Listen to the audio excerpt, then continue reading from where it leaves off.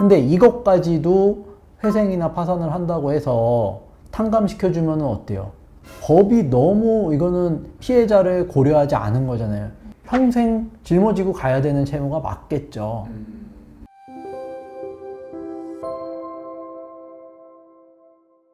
요즘에 계속 이제 논쟁이 되고 있는 이슈 중에 또 찌양 네. 구제역 포함 랩카드의 공갈 협박 사건 이슈가 되고 있는데 네. 실제 이런 범죄 사기 이런 사람 죄질이 정말 나쁜 사람들이 피해자들에게 갚을 돈이 없다라고 해서 회생 파산을 신청하는 경우도 있나요? 가능한가요? 범죄자가, 그렇죠? 범죄 가해자가 피해자한테 돈을 배상을 해줘야 되는데 그 배상을 해줄 돈을 나는 못 갚겠다, 어째라, 회생 파산할 거다. 이랬을 때 이제 어떻게 되냐라는 거잖아요. 예, 그걸 이제 회생법원에서도 받아주냐 이건데, 회생법원에서는 그거를 판단을 하지 않아요. 좀 의외죠.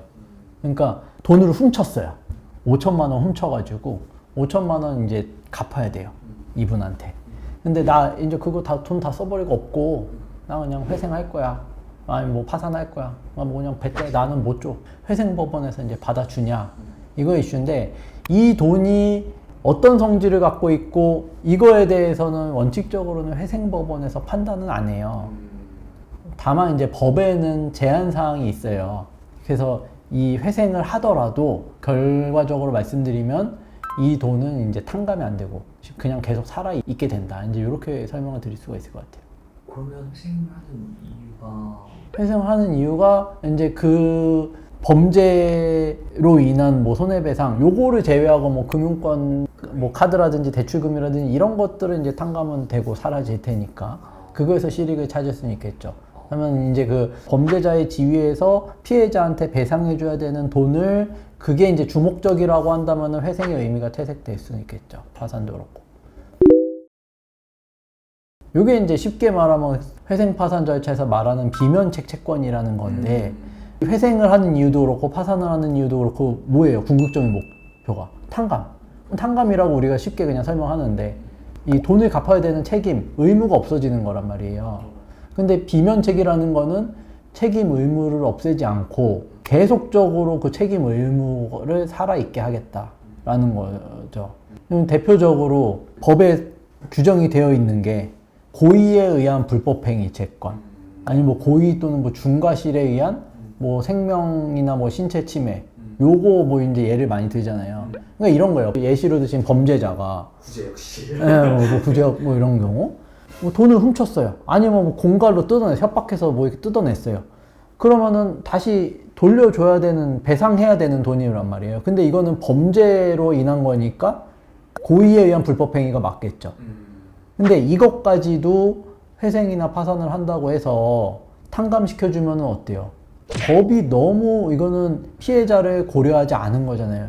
이거는 이제 어떤 정의에 맞지 않다라는 입법 정책적인 고려가 들어간 거거든요. 그러니까 물론 이제 일반인 분들께서는 뭐 돈 빌렸으면 갚아야지 이런 무책임 뭐 이거 생각하시는데, 사실은 금융권 채권자들이 돈을 빌려주는 거 하고 개인이 빌려주는 거 하고 이렇게 이제 뭐 손해배상으로 돈을 이제 받아내야 되는 거하고는 좀 다르게 볼 필요가 있다고 말씀드리잖아요. 이제 그런 측면에서 입법자들도 요거를 이제 나눠 놓은 거죠. 세금도 있고 사실은.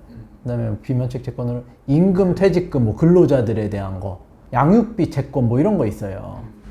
양육비 같은 경우도 그렇잖아요. 이 미성년자이기 때문에 부모로서의 의무를 지는 거고, 이 미성년 자녀가 잘 자라기 위해서는 결국엔 양육비를 줘야 되는 건데, 이혼을 했다 손 치더라도. 근데 그거를 회생한다는 이유만으로 양육비까지도 안 줘도 돼 라고 해버리면 그럼 말이 안 되잖아요. 형평과 정의에도 맞지 않는 거고. 반대로 이런 거예요. 그 사람 죽여놓고 그러면은 뭐 예를 들어서 1억 손해배상 판결 받았는데 그거는 평생 짊어지고 가야 되는 채무가 맞겠죠. 회생 파산한다고 해서 그것도 다 면제, 탕감해줘 버리면은 이 사람은 어떻게 해요? 그 피해자는 반대로, 그죠? 그러니까 이제 이런 경우라고 한다면은 회생 파산을 한다고 해서 이거를 면제, 탕감해주는 게 형평과 정의에 맞지 않다라고 판단을 한 거고, 이런 경우는 이제 비면책으로 규정을 하는 거예요.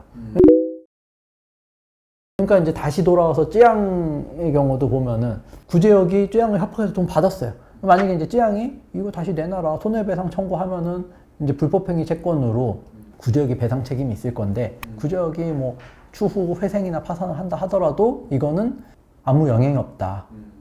지양이 받을 수는 있다. 이렇게 볼 수 있을 거고 아까 이제 제가 말씀드린 그게 좀 잘 이해가 안 되실 건데 그 회생법원이 왜 판단을 안 하냐 뭐 그런 말씀을 드렸잖아요. 그러니까 일단은 회생이나 파산을 하는 동안에는 피해자도 회생법원을 통해서 돈을 받아가라 라는 거고 왜냐면 그 고의에 의한 불법행위 채권이라고 해서 회생을 하고 있는데 뭐 나는 내 건 어차피 비면책이니까 회생하고는 아무 상관이 없으니까 나는 그냥 이거 가져갈게라고 하면 이 사람의 회생 자체가 이제 안 될 수가 있거든요. 그러니까 이제 그거는 유진해 주되 회생 절차 끝났으면은 일반 카드사라든지 은행이라든지 금융권 채무들은 싹 소멸이 되니까 못 달려든단 말이에요. 다만 이 피해자는 회생 끝난 이후에도 달려 들어가지고 이 사람 거 이제 계속 강제로 뺏어올 수 있는 권한은 남아 있는 거죠. 그러면 그런 비면책 채권으로 분류되기 위해서 이 사람이 어떤 형량이 딱 정해진 그 시점부터 그렇게 되는 건가요? 일단은 뭐 그렇게 볼 수가 있겠죠. 형사 절차에서 뭐 유죄 판결을 받거나 또 어차피 이제 민사 소송을 할 수밖에 없거든요. 거기에서 이제 그 민사 절차에서 고의에 의한 불법행위냐 아니면 이제 과실이냐 그런 것들이 이제 다퉈져서 밝혀질 겁니다. 그거는 회생 절차가 아닌 회생 절차 외적의 민사 절차에서 그거는 밝혀지게 되어 있어요.